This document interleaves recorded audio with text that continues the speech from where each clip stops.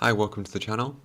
This week's video is going to be quite a quick build of Takom's Object 279 tank. Despite looking quite strange, this is actually a real tank, although it only made it to the prototype stage. It was developed by the Soviet Union in the late 1950s, and its strange shape and the fact that it's got four lots of tracks are because it was designed to withstand the nuclear blast and not flip over in the ensuing shockwave. And you can see one of these tanks, perhaps the only one actually, in the Kubinka Tank Museum in Russia. And so looking in the box, the hull is this nice clamshell design with just two pieces and lots of detail on the top. Underneath are the two slots to fit the wheel assemblies.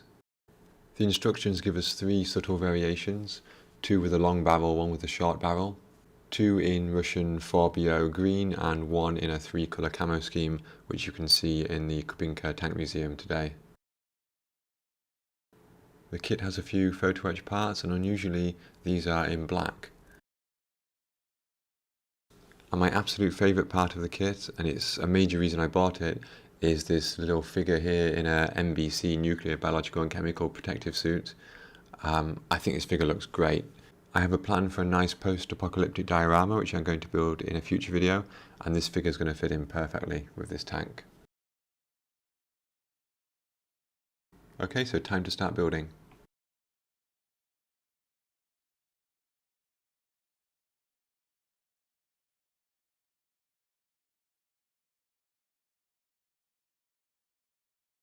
So you'll notice on the instructions that the track layout is slightly different on the third variation. It's much flatter, and all of the drive wheels and the road wheels are all in line. So depending which variation you build, you have to put the suspension arms in slightly different positions during the build process.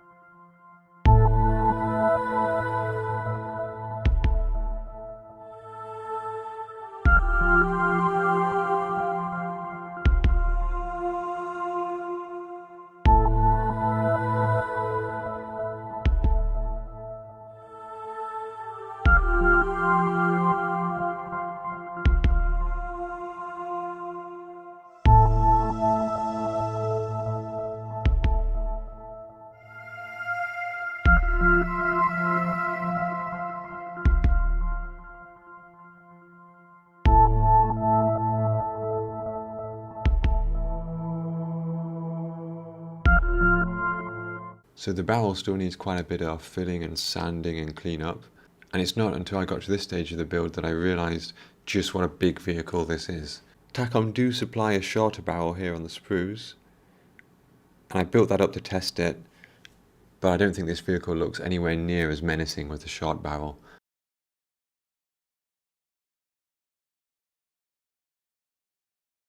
So I gave everything a coat of Tamiya Grey primer, and it's looking quite nice now, I think.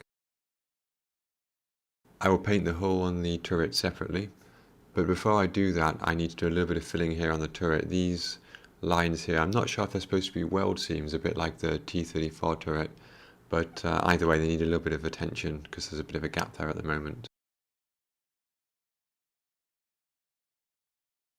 Then I took a little bit of Tamiya XF69 and did some pre-shading and some darkening of the panel lines.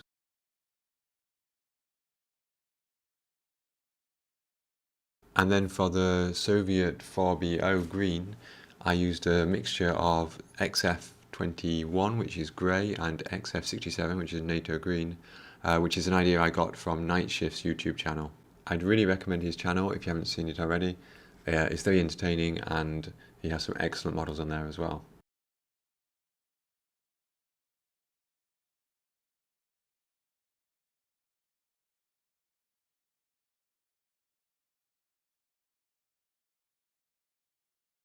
So next I wanted to try a paint distressing technique, which I also saw on Night Shift's channel. And basically that involves painting a layer of chipping fluid or similar, and then painting a lighter layer of paint over the top, and then chipping that away to give it a two-tone distressed effect. I used Worn Effects as my chipping layer, and that probably wasn't the best thing. I think hairspray or heavy chipping would have been better. As you can see, I managed to get a little bit of a sort of worn distressed effect here, but not really as strong as I wanted. So next time I do this, I think I'll try either hairspray or heavy chipping fluid instead.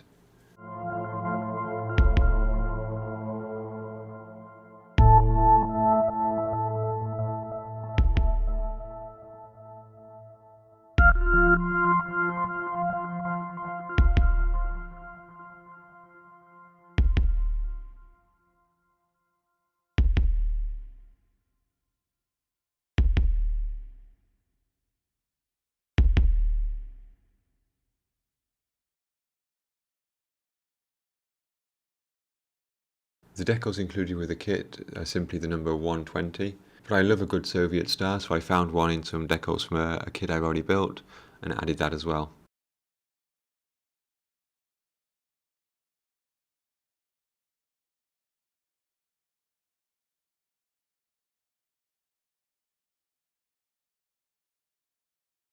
So the tracks in this kit are individual links, and there's 84 per track, so it's quite a few to cut out and stick together.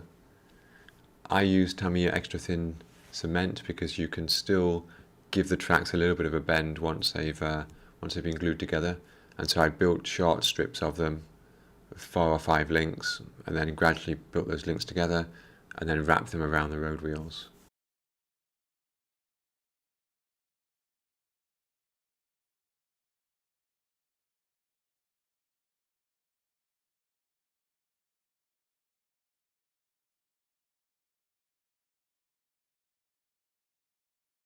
Okay, and that is the progress on the kit so far. In the next video I'll be doing some weathering on the kit, and I'll also be building a post-apocalyptic diorama, which will probably be a separate video.